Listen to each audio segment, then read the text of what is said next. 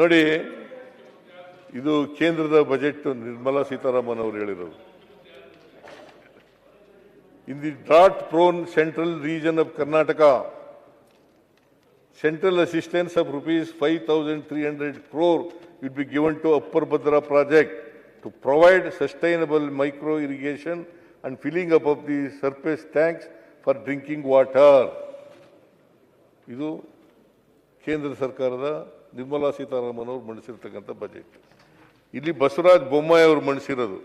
ಕೇಂದ್ರ ಸರ್ಕಾರವು 23-24ನೇ ಸಾಲಿನ ಆಯವ್ಯಯದಲ್ಲಿ ಚಿಕ್ಕಮಗಳೂರು, ಚಿತ್ರದುರ್ಗ, ದಾವಣಗೆರೆ ಮತ್ತು ತುಮಕೂರು ಜಿಲ್ಲೆಗಳ ರೈತರಿಗೆ ನೀರಾವರಿ ಸೌಲಭ್ಯ ಕಲ್ಪಿಸುವ ಭದ್ರಾ ಮೇಲ್ದಂಡೆ ಯೋಜನೆಗೆ ಪ್ರಸಕ್ತ ಸರ್ಕಾರದ ತೀವ್ರ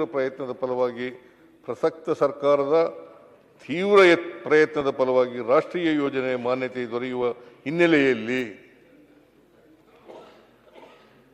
ಹಿನ್ನೆಲೆಯಲ್ಲಿ ಕೇಂದ್ರ ಸರ್ಕಾರವು 5,300 ಕೋಟಿ ರೂಪಾಯಿ ಸಹಾಯಧನ ಘೋಷಣೆ ಮಾಡಿದೆ. ಇದಕ್ಕಾಗಿ ರಾಜ್ಯದ ಜನತೆಯ ಪರವಾಗಿ ಸನ್ಮಾನ್ಯ ಪ್ರಧಾನಮಂತ್ರಿಗಳಿಗೆ ಹಾಗೂ ಕೇಂದ್ರ ಸರ್ಕಾರಕ್ಕೆ ಧನ್ಯವಾದಗಳನ್ನು ಸಲ್ಲಿಸುತ್ತೇನೆ.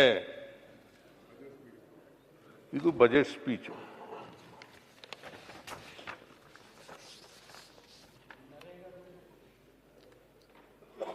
ನರೇಗಾ ದುಡ್ಡು ಕೊಟ್ಟಿಲ್ಲ, ಹೆಸರು ಬದಲಾಯಿಸ್ಬಿಟ್ರು. ಹೊತ್ತಿಗೆ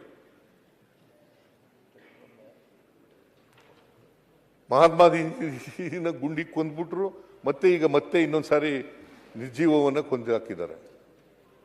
ಇದು ಕೋರ್ಟಲ್ಲಿ ಈಗಾಗಲೇ ಡಿಸೈಡ್ ಆಗಿದೆ. ಮಹಾತ್ಮ ಗಾಂಧೀಜಿದು ಕೊಲೆ ವಿಚಾರದ ಬಗ್ಗೆ ಕೋರ್ಟಲ್ಲಿ ಜಡ್ಜ್ಮೆಂಟ್ ಕೂಡ ಬಂದಿದೆ. ನೀವು ಅದನ್ನ ಕಡದಿಂದ ತೆಗೆಸಾಕಿ. ಯಾರಿಗೆ ನೇತಾಕಿದ್ರು ಹೇಳಿ, ಕೋರ್ಟಲ್ಲಿ ಏನಾಗಿದೆ ಹೇಳಿ. ಯಾರಿಗೆ ನೇತಾಕಿದ್ರಿ? ಮತ್ತೆ ನೀವು ಯಾರಿಗೆ ನೇತಾಕಿದ್ರು? ಯಾರು ಅಲ್ಲಿ ಕೋರ್ಟ್ನಲ್ಲಿ, ಜೈಲಿನಲ್ಲಿ ಯಾರಿಗೆ ನೇತಾಕಿದ್ದು? ಯಾವುದು?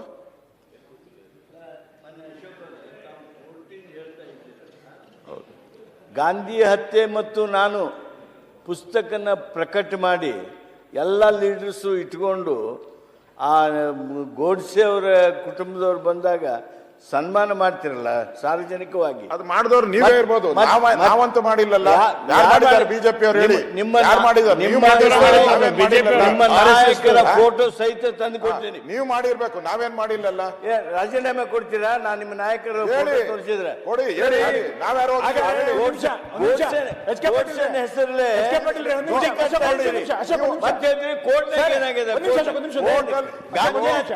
ನಾನು ಅಂತೇಳಿ ಗರ್ವದಿಂದ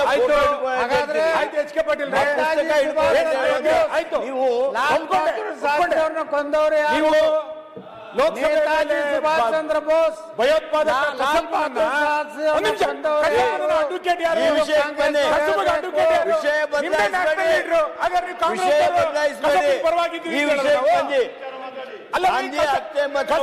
ಸುಪ್ರೀಂ ಕೋರ್ಟ್ ನಿಮಗೆ ಸೆಂಟ್ರಲ್ ಮಿನಿಸ್ಟರ್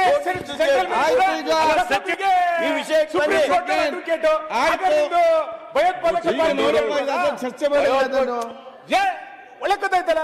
ಕಸಬಿಗೆ ಯಾರು ಅಡ್ವೊಕೇಟ್ ಆಗಿದ್ದು? ಪ್ಲೇನಲ್ಲಿ ಕಸಬಿಗೆ ಯಾರು ಅಡ್ವೊಕೇಟ್ ಆಗಿದ್ರೆ ನಿಮ್ಮ ಸೆಂಟ್ರಲ್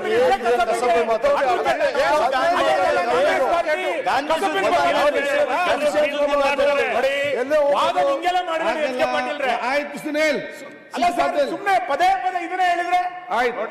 ಅದಕ್ಕೆ ಸಪರೇಟ್ ಒಂದು ಚರ್ಚೆ ಇಟ್ಕೊಳ್ಳೋ. ಸಿಸಿ ಪಡೆಯವ್ರೆ ಚರ್ಚೆ ಬೇಡ, ಕೇಳಿ. ಸನ್ಮಾನ್ಯ ಮುಖ್ಯಮಂತ್ರಿಗಳೇ, ಜೆಜೆಎಂದಿಂದ ಹಣ ಬಂದಿಲ್ಲ ಅಂತ ಹೇಳಿದ್ರಿ. ಜೆಜೆಎಂದಿಂದ ನಮ್ಮ PSC public accounts committee chairman ಇದ್ದಾಗ ನಾವು ಸುದೀರ್ಘವಾದಂಥ ರಿವ್ಯೂ ಮಾಡಿದಾಗ ರಾಜ್ಯ ಸರ್ಕಾರದಿಂದ ಯುಟಿಲೈಸೇಷನ್ ಸರ್ಟಿಫಿಕೇಟ್ ಹೋಗಿಲ್ಲ. ಅದನ್ನು ತಾವು ಅಧಿಕಾರಿಗಳಿಂದ ಮಾಹಿತಿ ತರಿಸ್ಬರಿದೆ. ಜೆಜೆಎಂ ದುಡ್ಡು ಬಂದಿಲ್ಲ, ಒಪ್ಕೊಂತೇನೆ. ಆದರೆ ನಮ್ಮ ಕರ್ನಾಟಕ ರಾಜ್ಯ ಸರ್ಕಾರದಿಂದ ನಿಮ್ಮ ಅಧಿಕಾರಿಗಳು ಯುಟಿಲೈಸೇಷನ್ ಸರ್ಟಿಫಿಕೇಟ್ ಅನ್ನ ಕೊಟ್ಟಿಲ್ಲ. ಇದನ್ನ ತಾವು ಮಾಹಿತಿ ತರಿಸಿಕೊಂಡು ಮೀಡಿಯಾದಲ್ಲಿದೆ. UC ಸರ್ಟಿಫಿಕೇಟ್ ಟೈಮ್ಲಿ ಹೋಗ್ತಿದ್ದಕ್ಕಾಗಿ ಹಣ ರಿಲೀಸ್ ಆಗಲಿಲ್ಲ ಸೆಂಟ್ರಲ್ ಇಂದ. ಇವತ್ತೆಲ್ಲವೂ ಕೂಡ ಅರ್ಧಂಬರ್ಧ ನಿಂತಿದ್ದಾರೆ.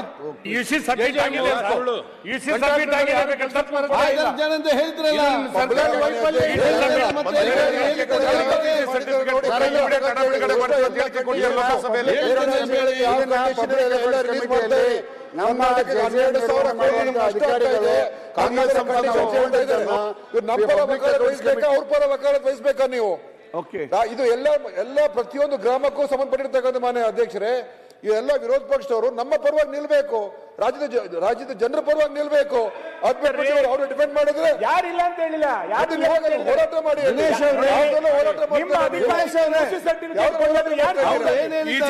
ಕೊಟ್ಟಾಗಿದೆ. ನಿಮ್ಮ ಅಧಿಕಾರಿಗಳು ಯುಸಿ ಸರ್ಟಿಫಿಕೇಟ್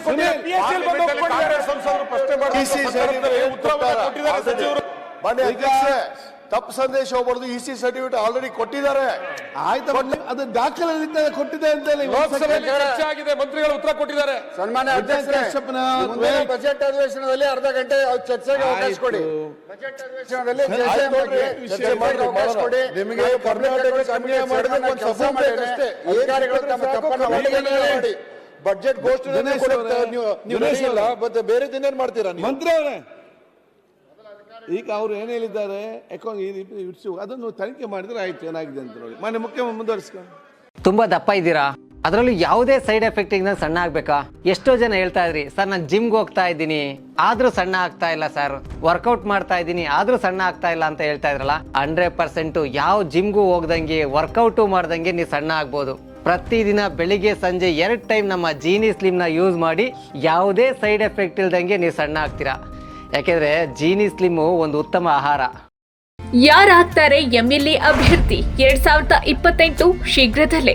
ಪ್ರತಿದಿನ ಒಂದೊಂದು ಕ್ಷೇತ್ರದ ಟಿಕೆಟ್ ಆಕಾಂಕ್ಷಿಗಳ ಸಂಪೂರ್ಣ ಮಾಹಿತಿ ಪೊಲಿಟಿಕಲ್ ಜರ್ನಲಿಸ್ಟ್ KM ಶಿವಕುಮಾರ್ ಅವರಿಂದ.